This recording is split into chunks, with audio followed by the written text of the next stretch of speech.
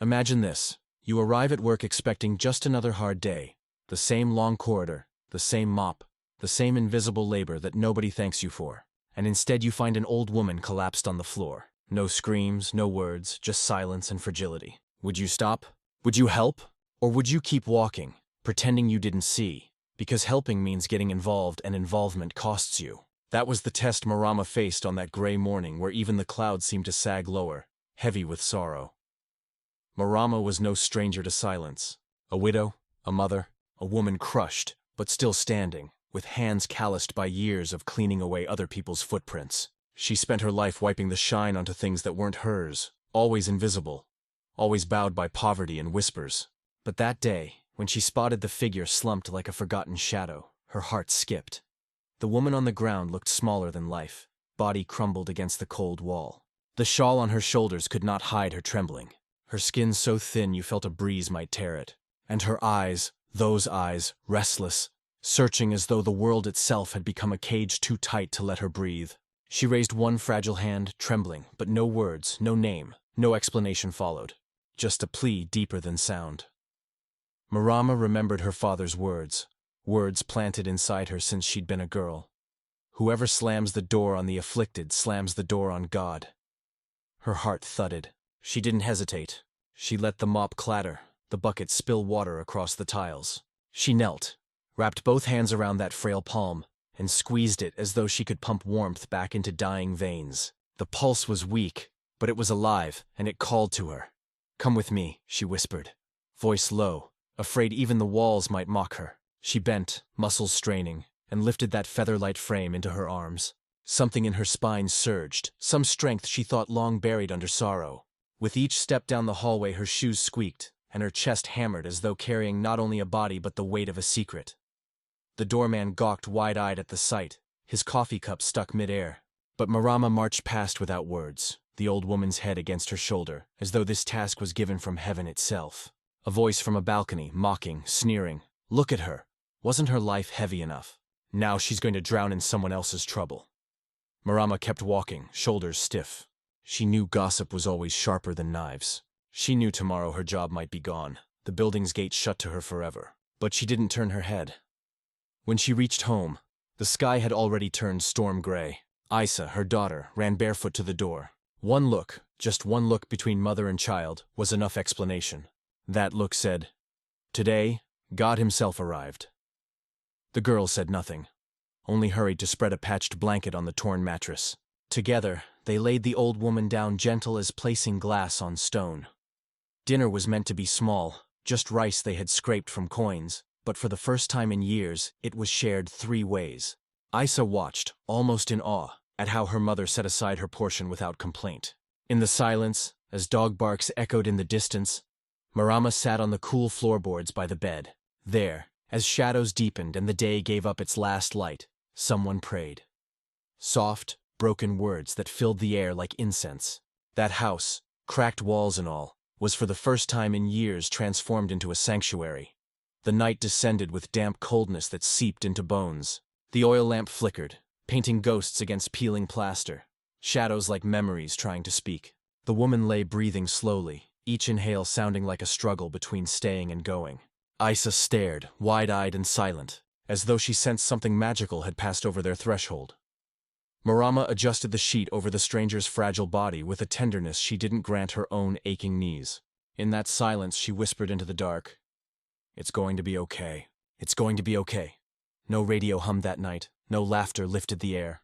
Only the wind rattled at the window, the shallow breaths of a nearly forgotten soul, and the steady thud of a clean heart refusing to quit.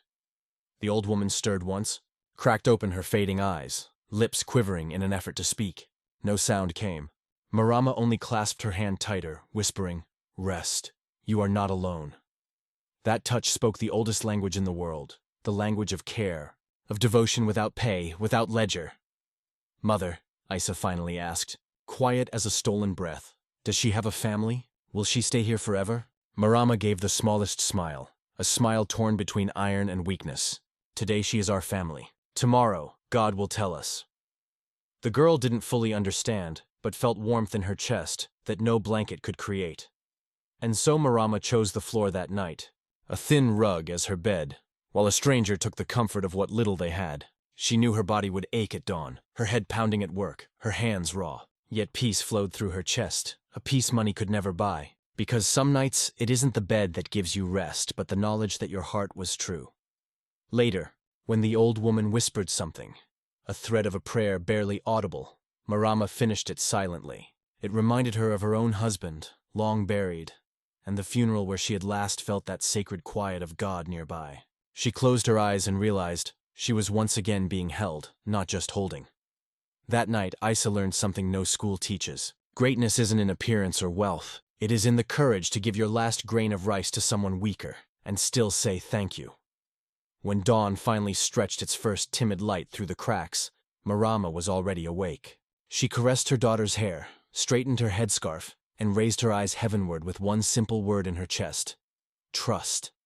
But outside the door, the world had not changed. Poverty waited. Work waited. Judgmental faces waited. The air outside was heavy again as she stepped back into her duty. The weight of her bucket cut into her skin, though not half as deep as the weight of thoughts about the fragile soul lying back home. She pressed on, feet dragging, back bent.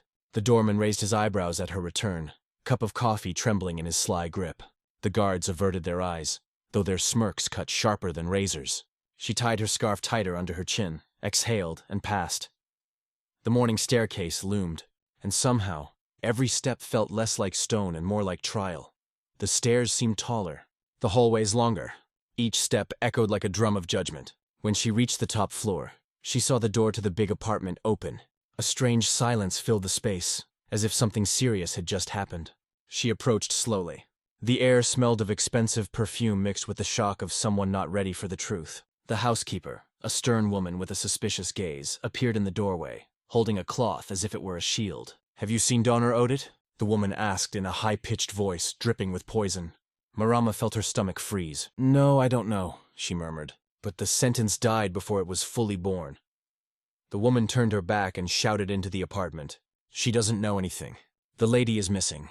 What are we going to do now?" In that instant, the ground seemed to open beneath Mariana's feet. Her head spun, her knees shook. She imagined the fragile old woman lost somewhere, or worse, collapsed in some alley with no one to hold her. Her heart beat wildly, replaying every detail of the night before: the rice, the bed, the prayer, the silence full of secrets. As fear raced through her veins, she heard a voice from the hallway. "They say it was the cleaning lady who took the old woman. They say she kidnapped her to ask for money." The sentence hit her like a slap. Marama turned round to cleaning. Colleagues were whispering, holding buckets as if they were shields. One of them looked away, but the other held onto the gossip firmly, as if gripping a weapon. In her mind, scenes passed like a fast movie. The old woman trembling on the floor, the silent embrace, the shared rice, the carefully spread sheet. Everything had felt so pure, but now it was being spit out as a crime. Marama tried to speak, but her throat went dry. She looked at the floor, trying to find courage in the cracks of the shiny tiles. The uniform weighed on her body, soaked in cold sweat. The scarf on her head seemed to tighten, as if trying to silence her thoughts. The housekeeper came out again, holding a cell phone. "They've already called her son. He's on his way. If she doesn't show up, you'll have to explain yourself, and you can forget about your job," she said with a look that seemed to spit fire. Marama felt her eyes burn, but she held it in. She took a deep breath, remembering her daughter at home, the counted rice, the debts waiting at the market. She had Toste standing. She couldn't fall, not now. The doorman who had pretended indifference before now laughed quietly with another employee. "Those who help too much end up losing the little they have," they repeated like a twisted proverb. Marama leaned against the wall. Sweat ran down her neck, mixed with akil rising up her legs. The whole hallway seemed to spin. She felt an invisible hand pushing her into a bottomless abyss.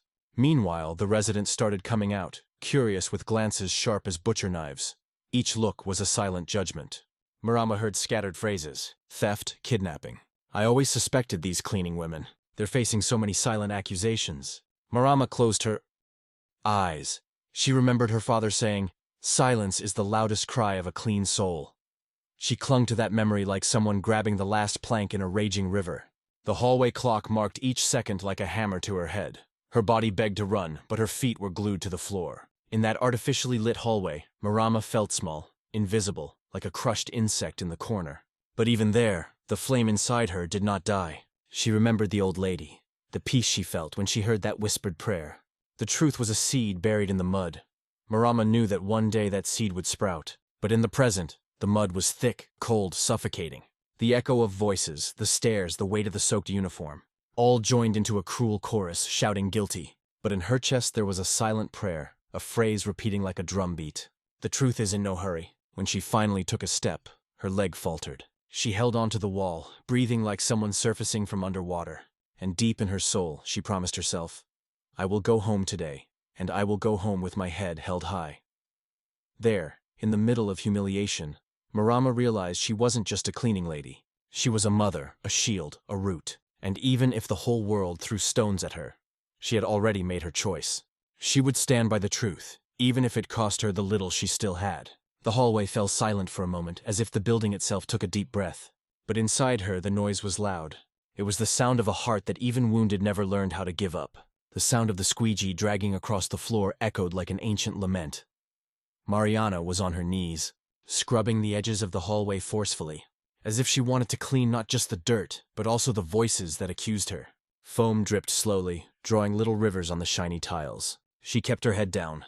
Her arms ached, but her mind was far away, stuck in that night of silence and prayer. The other cleaning ladies came and went, pushing buckets, slapping cloths on windows. But that morning, their glances were heavier than the buckets. One of them, for two, the chattiest one, walked behind her and threw out a phrase like spitting a seed. Those who help too much lose the little they have. Marama didn't respond. Her silence was louder than any scream. She gripped the squeegee like someone holding a sword. The wet floor reflected her tired face. And for a moment, she truly saw herself. A woman marked by loss but still whole in her soul. Another co-worker, Aminata, walked by quickly, avoiding eye contact as if fleeing from a mirror. Deep down, Aminata admired Marama, but didn't have the courage to show it. In that hallway, gossip grew faster than weeds on a riverbank. Look at her, got involved with rich folks. Now she's going to pay the price, muttered a voice from the back. Marama didn't raise her head. The twisted cloth dripped onto the floor. Each drop felt like a swallowed sob. Isa, the daughter, got home earlier that day. When she saw her mother, she noticed the swollen eyes, the trembling hands. She waited for the right moment, tugged at the sleeve of her uniform, and asked in a soft voice, Mama, why did everyone turn their backs on you? Marama turned slowly. She looked deep into her daughter's eyes as if planting a seed that would one day bloom. She ran her hand over her face, took a deep breath and replied, Because the truth isn't in a hurry. It walks at the pace of silence, but it arrives whole. The girl stood still, chewing on those words as if they were a piece of tough cassava. She understood little but felt a lot. And in that silence between mother and daughter, an invisible pact was born. Even humiliated, Marama would not trade the truth for any temporary comfort. The next day, Marama went back to work as if heading to a silent war. She arrived before everyone, prepared the buckets, tied her headscarf firmly. Each step was a declaration of resistance. The hallway felt longer, the air heavier. Fatu arrived late, panting, and immediately began spreading the news. They say she'd be fired today. The boss already told them to prepare the papers. She won't last another day. The whisper turned into a current. The others shook their heads, some with pity, others with a sparkle in their eyes, as if feeding on her downfall. Marama just scrubbed until her fingers turned red. In her mind, the fragile old lady still murmured prayers from the night before. And deep down, a phrase repeated, God sees what the world's eyes ignore. At lunch, Marama sat alone in a corner with a limp lunchbox of rice and watery beans. The others gathered together, speaking loudly, laughing in sharp bursts that cut like a blade. Maybe she wanted money, huh? Or a reward, one said. Another added, when poor people try to help, they always end up in trouble. Mary chewed slowly, staring at the horizon. Inside, each bite was an act of courage. The food went down bitter, but she didn't cry. Her tears were saved for the thin pillow at home, where only God listened. After lunch, in the locker room, she found Aminata standing at the door. Her eyes were downcast, her hands restless.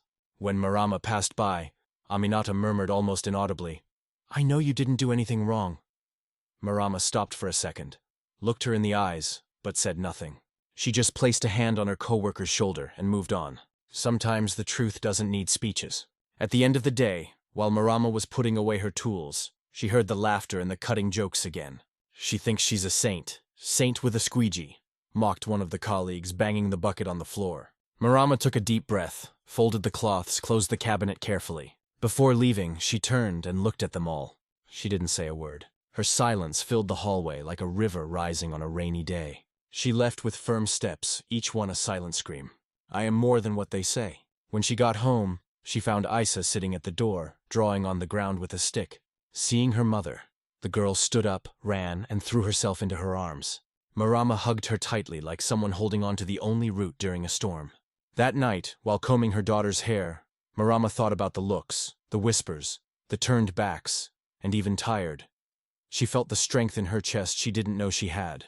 Because for someone who has already lost everything, what's left is dignity, and that no one could take away. Marama kissed her daughter's forehead, blew out the candle in the corner of the room, and whispered to herself, "Tomorrow the fight continues, but I'll go with my head held high." Isa fell asleep with a timid smile, and Marama, lying on the floor, looked at the cracked ceiling and thanked in silence. In that moment, even surrounded by injustice, she understood the greatest wealth of a woman is not the money in her pocket, but the peace on her pillow. The sun rose lazily, spreading a warm glow over the dusty streets. The smell of fresh coffee mixed with the strong scent of fried food rising from the stalls, inviting passers-by to come closer. It was market day, and the whole neighborhood seemed to wake up earlier. As if for a few hours everyone had forgotten about late bills, aching knees, and arguments at home. Marama left home with a tired face but firm steps. She wore the same worn-out dress, a scarf tied around her head, and carried a cloth bag full of carefully counted coins. Each coin was an effort, a floor scrubbed, a swallowed tear. She was going to the market to buy flour and maybe some leftover vegetables for soup. Isa stayed at home, arranging the small improvised altar in the corner of the room. The girl insisted on praying for her mother, even without fully understanding how or why. To Isa, her mother was like a tree, silent but full of strength. Marama walked among the stalls, dodging the shouts of vendors, listening to old songs echoing. From an old speaker at the end of the street, she picked each tomato carefully as if holding a baby. She examined each cassava with the eyes of someone who couldn't afford to make a mistake. Then, as she passed by the cornmeal frittertoll, Marama stopped. Her heart jumped like a fish out of water. There, sitting on an improvised bench, was the fragile old woman, the same one who had slept in her bed, slowly nibbling a fritter, her eyes lost in the movement of the market. Marama froze. The noise of the market suddenly disappeared. The voices went silent. The clinking of coins, the footsteps, everything dissolved. She only saw that old woman, so small, so fragile, her trembling hands holding the greasy paper. Her chest tightened. 1,000 thoughts rushed through her mind. Was the woman okay? Did she remember her? Was someone hurting her, but stronger than the fear came instinct? The same instinct that made her pull the woman from the cold hallway floor. Marama stepped forward. When she got close, the old woman lifted her gaze, a gaze full of tears, longing, and stored-up gratitude. The woman let the fritter fall into her lap, opened her arms, and without a word began to cry. Marama knelt on the dirt floor, not caring about the dust rising, not bothered by the curious stares. She held the woman's face in her hands. There, in that silent embrace, the entire world disappeared. The whole market fell silent for a few seconds. The vendors stopped stirring their pots. The children clutched their mothers' skirts. Even the fish sellers lowered their voices. No one fully understood, but everyone felt that something greater was happening there. The old woman, sobbing, clung to Marama as if holding a daughter returned from war. Marama stroked her back, repeating softly, "It's okay, it's okay. I'm here, I'm here." The woman's hands were light, almost fleshless, but her grip was strong, full of an ancient strength, a longing too big to fit in. Her chest. After a while, Marama helped her sit up better. She wiped the woman's tears with the hem of her own dress. She picked up the fritter from her lap and placed it on clean paper. The old woman smiled, but her smile trembled. Her eyes still shone, full of unspoken stories. "You saved me. You gave me life," the woman finally whispered. Marama held her hand, feeling her paper-thin skin. "It was nothing, Mama. It was God who brought you to me," Marama replied, her voice choked. People around them started to get closer. They wanted to know who that woman was, why there was so much crying, so many hugs, but no one dared interrupt. There was a silent respect, as if everyone there had been invited to witness a miracle. An older man, a seller of sugarcane candy, approached and spoke softly. When two souls recognize each other, the world stops to listen. Then he went back to his corner, shaking his head in reverence. After a while, Marama helped the woman stand up. She held her arm firmly like someone holding a rare plant on a windy day. Their eyes met at every step, as if sealing an invisible pact. The old woman seemed more alive next to Marama, as if her mere presence brought color back to her skin, strength to her legs. As they walked, people stepped aside. Some bowed their heads, others let out long sighs. Mama looked up at the sky and thanked silently. Thanked not just for finding the woman alive, but for feeling that even in life's mud, there are still encounters that wash the soul. The market, once just noise and rush, became the stage for a scene no one would forget. Even the strong smell of frying seemed less aggressive. Some said they smelled flowers in the air. Others claimed they heard a distant song. But the truth was simple. Their two women had reunited, and with them all of humanity remembered that true love has no price. As they walked away, the woman squeezed Maria M's arm and whispered softly, my daughter, and Marama, eyes full of tears, murmured, you were never alone, and you never will be. With each step, the two left behind not only the market dust, but also the doubts, the fears, and the malicious gossip. The world would continue to be harsh. The bills would keep coming. The work would remain heavy. But in that moment, amidst the smell of fritters and the noise of voices, Mary Armour gained a new name, a new story, a new reason to keep going. And so, in the simplicity of the market, on the dirt floor, a bond was born stronger than blood. A bond that neither time nor poverty nor sharp tongues could destroy. A bond woven with tears, simplerice, and prayers whispered in the dark. A bond that would one day make the whole world bow its head in respect. Thea Street seemed longer that day. The sun was high, burning the skin as if it wanted to pull out secrets hidden in the blood. Marama walked slowly, her steps heavy but steady. Beside her, the old woman walked supported on Marama's arm. Each step a struggle, each breath a challenge. The silence between them was deep, full of words that would never be spoken. Marama didn't need to hear to understand. The old woman didn't need to speak to express her gratitude. As they approached the mansion gate, Maria's heart beat, louder than the noise of cars and voices in the street. The iron gate was large, black with golden details that shone in the sun. It looked like a castle, but Marama knew that behind that facade, a cold world lived. When they reached the entrance, the old woman stopped. She looked at the gate as if facing a giant. Her breathing grew shallow, her eyes filled with tears. Marama squeezed her arm, transmitting courage. The security guards appeared immediately. Two large men in black uniforms crossed their arms, their gazes hard. One of them pointed a finger at Marama, his voice deep. What do you think you're doing? Step back. Marama didn't move. She stood still, holding the old woman firmly. The other guards started laughing, a cold, mocking laugh. She came back to finish the job. Huh? Wanted to steal again? He said, shaking his head. Maria's face burned with shame and anger, but she didn't let go of the old woman. She didn't scream, didn't explain. She just held on. The old woman, meanwhile, began to tremble. Her fragile body wavered. Her knees buckled. Marama wrapped her arm around her, supporting her. From inside, the sound of hurried footsteps echoed. The gate opened slowly, as if about to swallow them both. Then a tall man appeared, light-skinned, hair slicked back, wearing a suit so expensive it could feed an entire village. The son, the boss. His eyes were wide, red with fury. When he saw his mother leaning on Marama, his face changed. A mix of shock and anger took over. He stepped forward, stopping just a few steps away. His voice thundered. Let her go now. Who do you think you are? Are you kidnapping my mother? Leave before I call the police. The shout echoed through the gate, scaring even the birds on the wall. Marama lowered her eyes but didn't release the old woman. Silence spread.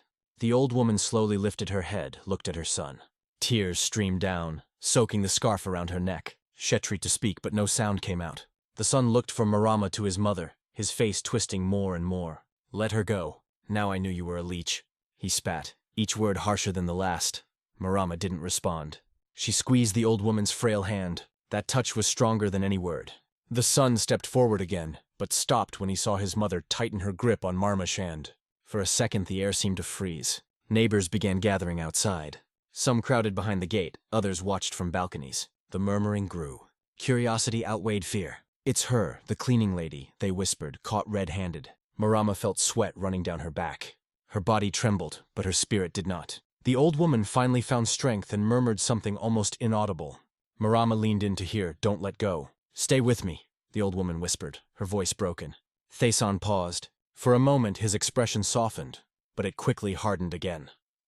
He raised his hand, signaling the guards. Get this woman out of here now! He ordered the guards advanced. Marama closed her eyes, embraced the old woman tightly. In that embrace, she seemed to say, if I'm to be dragged, so be it. But I won't let go. One guard grabbed Marma's arm, trying to pull her away. The other tried to separate the old woman. The old woman's scream echoed, weak but piercing. "No, don't touch her." The son hesitated. For a second the guards froze. The sound of the gate slamming echoed like thunder. The whole world seemed to hold its breath. Marama opened her eyes slowly. She looked at the son, then at the old woman. In her eyes a silent plea. That look said more than any speech. "See me, hear me, feel me." The son took a deep breath, lowered his hand, but his face stayed hard. "You're fired. Never set foot here again. Get away from my house." His voice was cold, cutting like a butcher's knife. Marama, her heart in pieces, slowly let go of the old woman. She looked at her one last time, eyes brimming with tears. She ran her hand over her face, adjusted her scarf. The old woman wept in silence, her body swaying like a leaf in the wind. Marama stepped back. The son turned his back, pushing his mother inside as if shoving a burden. The gate began to close, creaking like a wound forced shut. As she walked away, Marama felt her legs heavy as stone. But inside, the flame still burned. Because even pushed away, humiliated, she knew she had done the right thing. She walked down the dusty street, hearing the voices behind. Serves her right. She got involved with rich folks. Now she'll go begging. With every step, Marama clutched her chest, repeating to herself, "I don't regret it. I don't regret it." And deep in her heart, she felt certain that the story didn't end there. The street seemed endless. But Marama kept going because those who carry the truth in their chest do not bow under the weight of closed doors. And even if the world kicked her, she would keep going with the dignity of someone who chose to love without expecting applause. The next day dawned heavy, as if the sky also carried Maria's burden. Isa woke up first and found her mother sitting on the floor, leaning against the wall, holding her uniform soaked with tears. The scarf that always covered her head was tossed aside, revealing the white strands Marama hid from the world. Isa stood frozen in the doorway, hugging herself, too afraid to speak. The silence that morning was so dense, it seemed even there was scared to move. Marama raised her red, swollen eyes and forced a smile for her daughter. "It's going to be okay, my flower," she said. But her voice came out low, broken, as if each word were a stone stuck in her throat. Slowly approached, knelt beside her mother, and rested her head on her shoulder. They stayed there, quiet, breathing the same painful air, feeling the same fear, sharing the same shame that did not belong to them. When the clock marked the hour, Marama got up. She washed her face with cold water from the bucket, tied the scarf again, put on the uniform. With each movement, it was as if she was stacking up courage. The uniform, once a symbol of dignity, now weighed like a chain. She walked to the building with slow steps.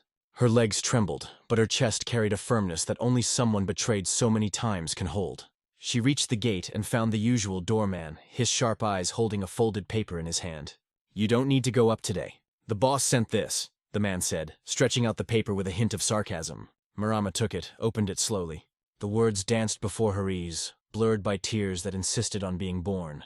It was the official notice of dismissal. No explanation, only the cold phrase, "terminated for breach of trust." The doorman crossed his arms, leaned on the post, and let out a short laugh. "Serves you right. Who told you to get involved where you weren't called?" he murmured. Marama didn't reply. She folded the paper, put it in her pocket, and looked at the sky. The cleaning colleagues began arriving. One passed quickly, avoiding her gaze. Another looked her up and down, gripping the bucket tightly as if holding an invisible shield.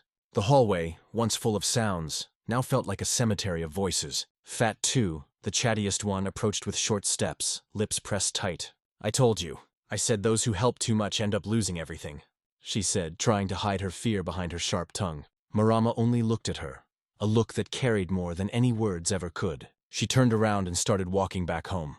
The uniform clung to her body, soaked not just with sweat, but with memories that now weighed like stones. With each step, she heard whispers from the windows, voices talking about her as if she were a ghost. Serves her right. Now she cleaned the streets. The saint has fallen. At the gate of her house, Isa was already waiting. When she saw her mother approaching, she ran to her, hugging her tightly. Marama held her, trying to smile, but the tears fell like rain on an old roof.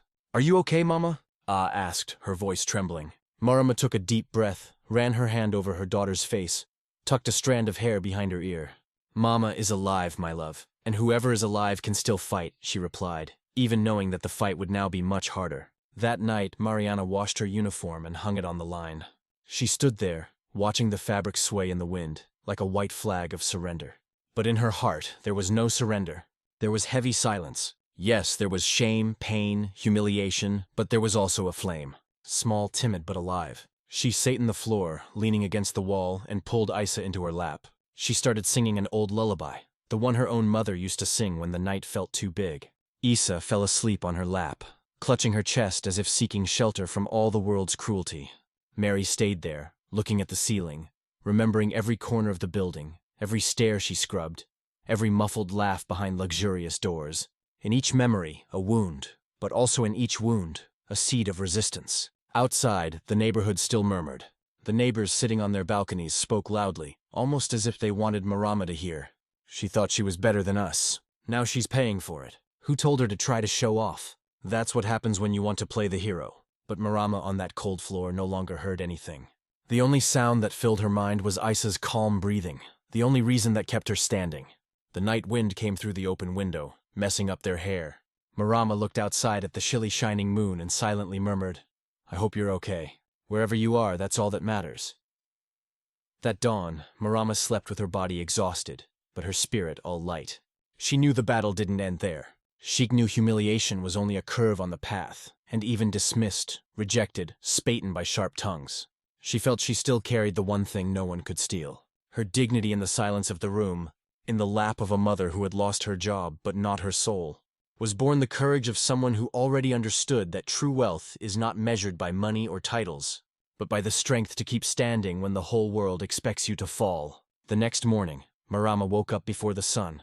Her body felt heavy, as if she had carried sacks of stones all night. She got up slowly, her bones protesting with every movement. The room was still dark, but she knew every inch of that floor. She didn't need light to find the small improvised altar in the corner. On an old little table sat a candle, a chipped painting of Our Lady, and a glass of water. There Marama spoke with God, but without shouts, without grand requests. It was a corner for silent confession, for whispered gratitude.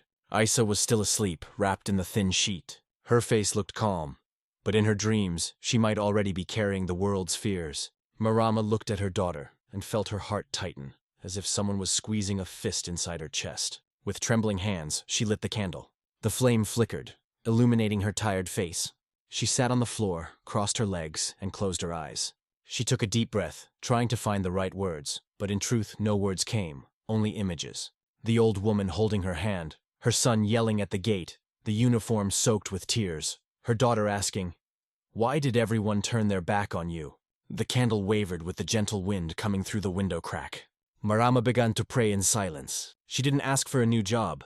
She didn't ask for money. She didn't ask for revenge. She only asked God to care for the old woman. She asked for strength to keep walking even when her legs wouldn't obey. She asked that her daughter never lose her sweetness, even if the world spit bitterness at her. As she prayed, a tear fell into her lap, then another, and another, until they formed a small river running down her thin knees. The floor seemed to absorb each drop like thirsty earth waiting for rain. Isa woke up slowly, saw her mother there, silent, holding the candles, flame as if holding a secret. She stood still at the door, too afraid to interrupt. Then she understood, even without words, that prayer isn't just speaking to God, but also learning to listen to the silence.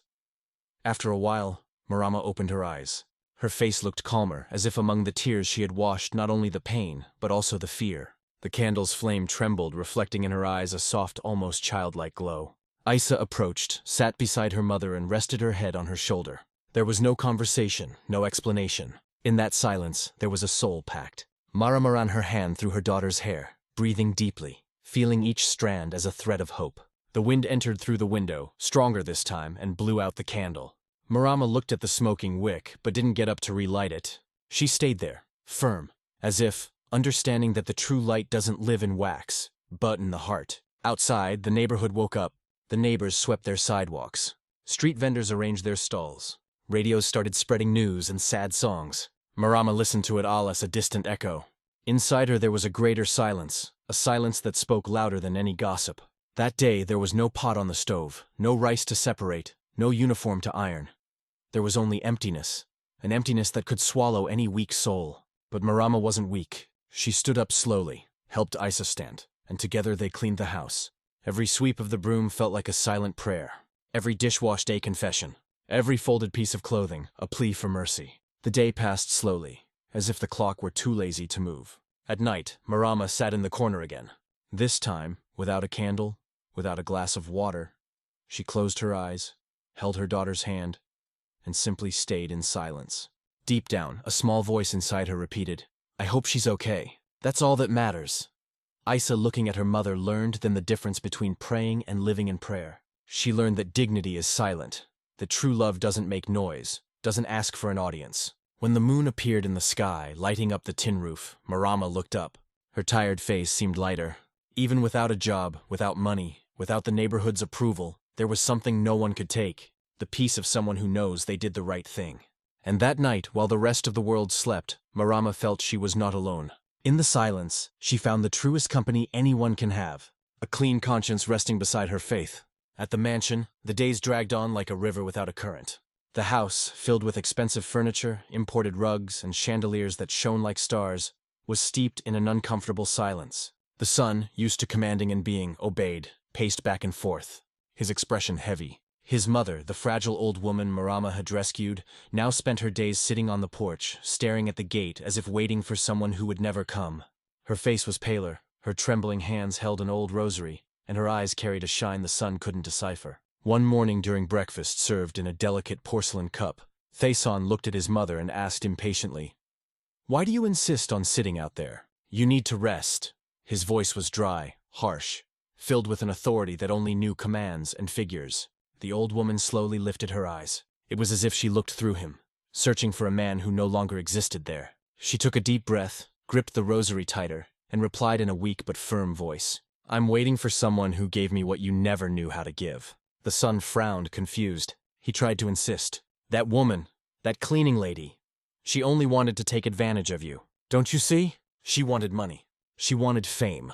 The old woman shook her head, her eyes filling with tears. With a sigh that seemed to come from deep inside, she said, "She bathed me, gave me rice, listened to me. Things you never did." The son fell silent. The cup in his hand trembled, a few drops of coffee staining the immaculate saucer. He tried to speak, but the words stuck in his throat. The old woman continued, now looking directly into his eyes, "She cared for me as if I were her family. You only remember me when you need to show others you're a good son." With each sentence, the son seemed to shrink. The big man, owner of companies, respected in meetings, now looked like a little boy in front of his mother. A boy who never knew how to listen, who never knew how to look beyond his own interests. "She called me mother, and they call it her daughter. Have you ever called me that?" she asked, a solitary tear running down her cheek. The son lowered his head. The ground seemed to pull him downward. The distant noise of cars passing in the street sounded like judgment. The old woman brought her hand to his face gently, even weak. There was deep affection there, a final effort to touch her son's hardened soul. "I didn't need more jewelry, more dresses. I needed to be heard, to be embraced, to have warm rice on my plate. She gave me all of that without asking for anything in return." The son held her hand now wet with tears. Words started to form, but they came out ragged. I didn't know." I thought that the old woman interrupted with a slight shake of her head. "You didn't want to know. You preferred to believe what was easier. You chose pride over truth." The son cried uncontrollably. His tears were heavy, the kind that carry years of swallowed truths. His once handsome face was now stained. His shoulders shook. The old woman, even fragile, seemed larger than the entire mansion. The expensive furniture, the rugs, the paintings, all seemed small next to the gentle strength of that woman. She pulled his face closer and whispered, "Life teaches with patience. What isn't learned with love is taught through pain. And you will understand, my son. You will understand, even if it's too late." He rested his forehead on her lap, sobbing like a child. In that moment, all the arrogance, all the power, all the money evaporated. Only a man remained, stripped of all masks. In front of the mother he had always ignored. On the porch, the sun began to set, painting the sky orange and pink. A bird perched on the wall seemed to accompany the sun's restrained sobs. The world around them carried on. But there, in that small space, two souls finally met. After years of silence, the old woman ran her fingers through his hair, murmuring words only they could hear. Words that seemed to soothe, but also poke old wounds. The son gripped her rosary as if clinging to a plank in a raging sea. In the distance, the mansion gate remained closed, but in the son's heart, a door finally opened. A door that Marama, with her silence and simplerice, had begun to unlock. When the son lifted his face, his eyes were different. There was a new glow, a shame that burned, but also a desire to start over. The old woman smiled, a weak but true smile. In that moment, without needing grand speeches, the truth emerged. A truth that Marama had carried alone, that the entire neighborhood had trampled on, but that now appeared clear as morning light. And even far away, Marama in her humble home felt a warmth in her chest. Without knowing exactly what was happening, but with an uneasy soul, she looked at the sky and murmured, "The truth is never in a hurry. It always arrives." At the mansion, the son stayed beside his mother until the sun disappeared. For the first time in a long time, he didn't think about profits, meetings, or others' approval. He thought only of his mother, that fragile woman he had almost lost forever. And in the silence that remained after the tears, a seed was born. A seed that only germinates in the soil of humility, watered by pain, but also by the courage of those who finally choose to see. The sun was already starting to set in the sky when Marama adjusted the small makeshift stall on the sidewalk. The faded fabric swayed in the wind, and the trays of pastries rested on an old wooden table supported by bricks. It was all she had, managed to set up with the few coins left after her dismissal. Isa helped her mother, running back and forth, bringing water, straightening napkins. The girl's smile was small but true. For her, every customer who approached was a victory. A piece of bread, a new notebook for school. Marama watched her daughter's every move, her eyes full of care and pride. Her face was thinner, her hands calloused, but her gaze carried a steady light, like a lantern that insists on shining even as the wind tries to snuff it out. The first customers arrived chilly, drawn by the warm smell of pasties and coxswainers. Some knew her story, whispered as they paid, cast curious glances, but Marama responded with silence and a slight nod of her head. The afternoon slowly faded. Painting the asphalt with an orange hue, Marama wiped the sweat from her forehead with her dress sleeve, while Isa counted the coins in the small box. It was then that she suddenly felt a shiver crawl up her back. She lifted her eyes and saw across the street a man standing still. He wore a light shirt, neatly pressed linen pants, and shoes so clean they reflected the sunlight. It was him, the old woman's son. The same man who had humiliated her, called her an opportunist, who had torn her dignity apart in public. Marama felt her heart beat faster like a drum at a festival. The customers kept coming, but for a few seconds she heard nothing but her own blood pounding in her ears. The man took a step, then another. He walked slowly, as if his legs no longer obeyed. His face carried a different weight. His eyes longer had that arrogant shine. They seemed to search for something he'd never seen before. When he reached the stall, Marama looked away. She picked up a pastel, handed it to a customer, pretended to straighten the napkins. She didn't want to face him. She didn't need more words, more wounds, but he didn't leave. He stood there, arms hanging at his sides. Isa noticed the tension. She grabbed her mother's arm, looking at the man with suspicion, like a small lioness guarding the older female. The man tried to speak. He opened his mouth, but the words refused to come. He took a deep breath, lowered his eyes to the ground. It was in that simple gesture that something changed. For the first time, he seemed small, fragile, human. Maria remained steady, her face turned toward the food tray. Her hands trembled slightly, but she kept her movements calm. She handed another pastel to a customer, offered a slight smile, thanked for the change. The man took another deep breath, lifted his tear-filled eyes and murmured, his voice torn. I didn't know. I didn't see." Marama didn't respond. She kept moving the pastries, counting coins, arranging the box. Each movement was a wall between them. He tried to step closer, but Isa stepped in front. Small, but with her chest puffed out in courage. The man stopped, respecting the silence. For a few seconds, the noise of the street seemed to stop. The wind slowed. The cars moved more slowly. A dog barked in the distance, but the sound felt muffled. Marama finally lifted her eyes, but did not look directly at him. Her gaze passed over the horizon as if looking for a fixed point to hold on to. In that moment, Theman lowered his head. His shoulders slumped. His hands came together as if holding an invisible pain. The silence was so deep it almost hurt. Marama felt her breath heavy in her chest. Her whole past unfolded there before her. The cold hallway, the trembling old woman, the shared rice, the carefully arranged sheet, the closing gate, the shouts, the dismissal. Everything pulsed like an open wound.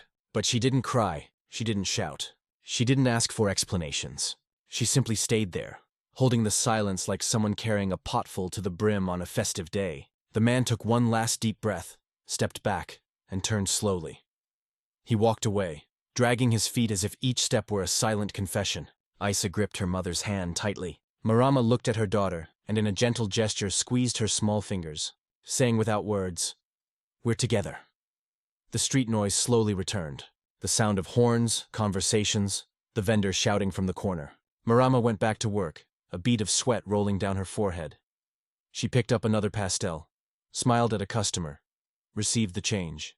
Inside her heart beat in silence, A silence that said everything she needed to hear. Those who plant truth, even in the mud, one day will see a flower. And that late afternoon, as the sun disappeared behind the buildings, and the shadows stretched along the sidewalk, Marama remained there, steady, selling her pastries. Because those who learn to live with little also learn that dignity doesn't fit inside late apologies. She carried in, head held high, soul whole.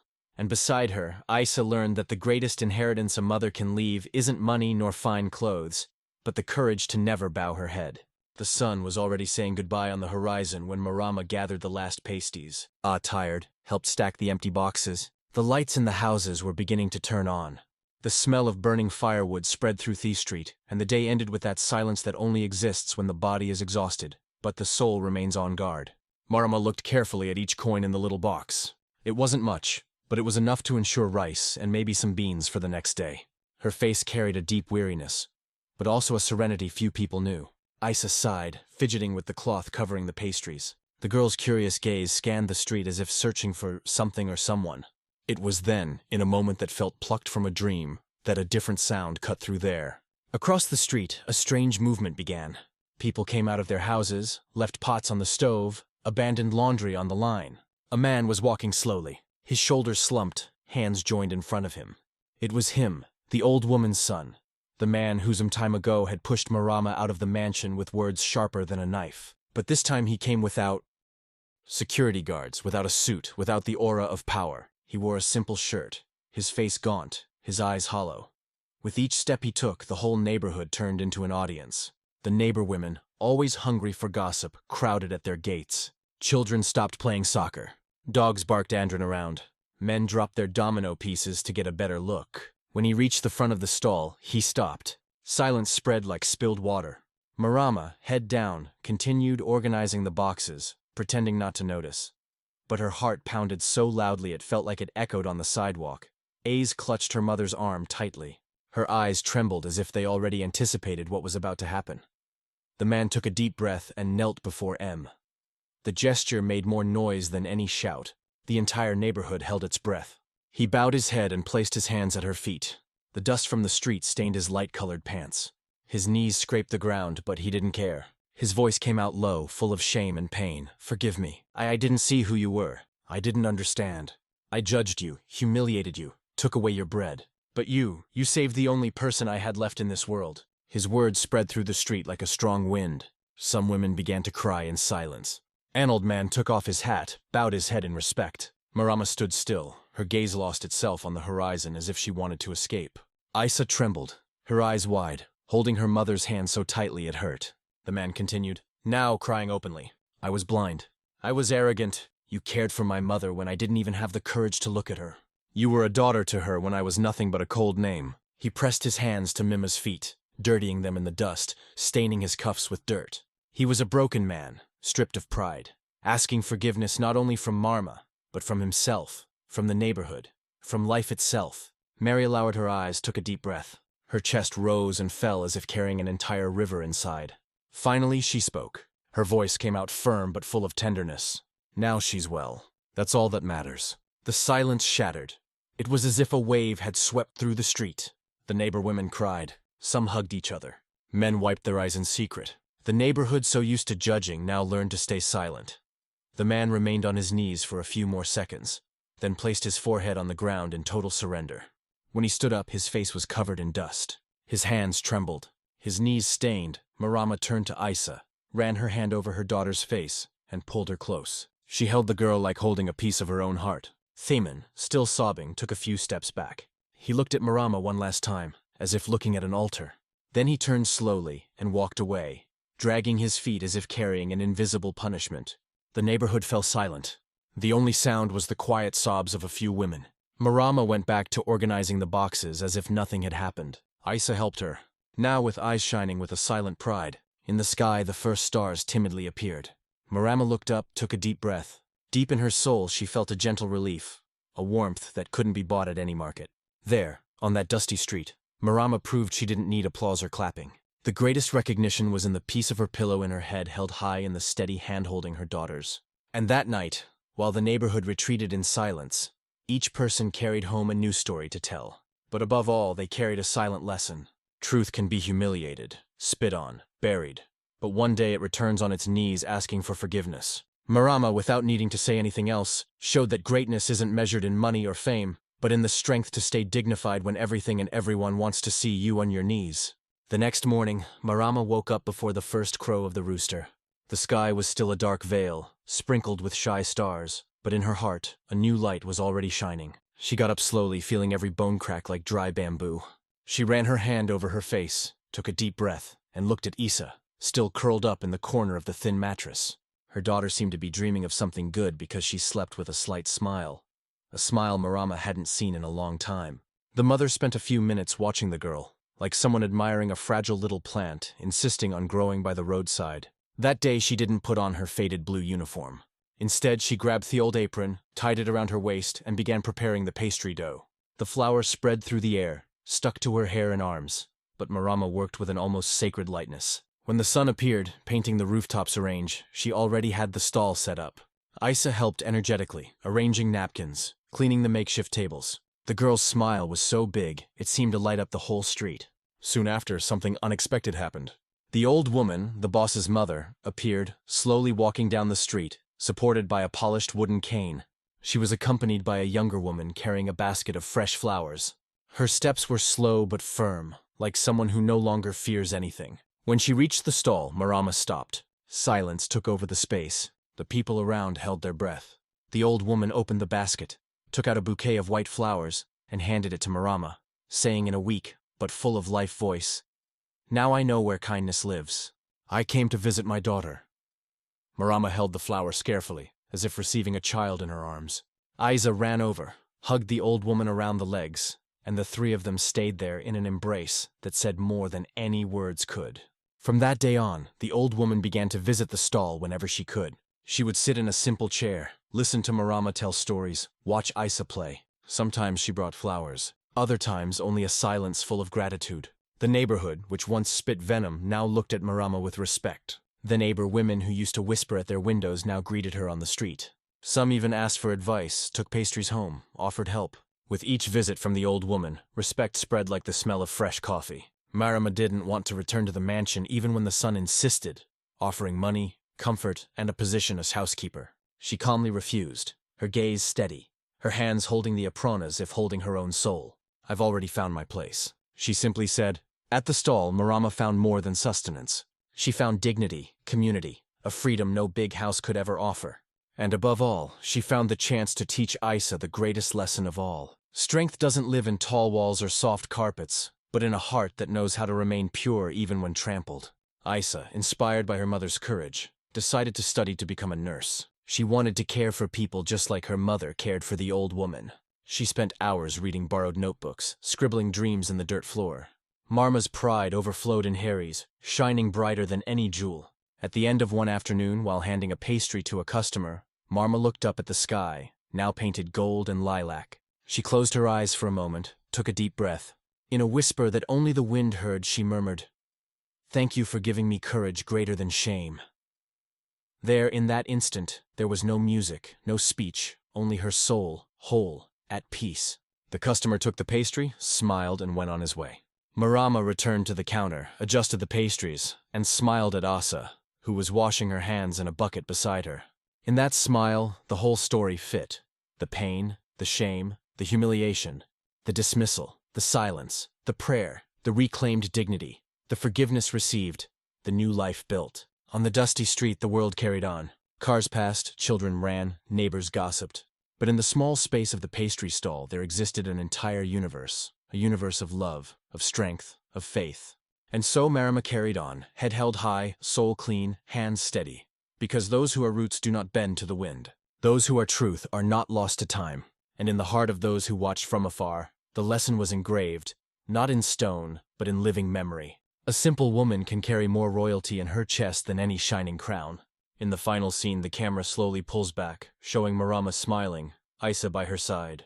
The old woman at the gate, the flowers swaying in the wind, and in the background, the sky silent as if confirming justice always arrives, even if it takes time.